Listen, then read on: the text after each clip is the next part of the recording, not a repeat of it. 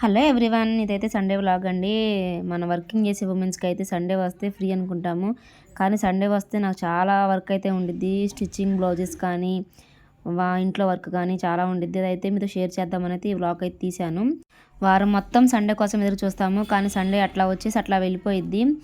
Videos అయితే నచ్చుతున్నాయి అని అనుకుంటున్నాను. కొంతమంది సబ్స్క్రైబ్ చేసుకుంటూ చూస్తున్నారు, లైక్ చేయకుండా చూస్తున్నారు. సబ్స్క్రైబ్ చేయండి, చేసిన ద్వారా నాకు సపోర్ట్ ఇచ్చిన వాళ్ళు అవుతారు కదా.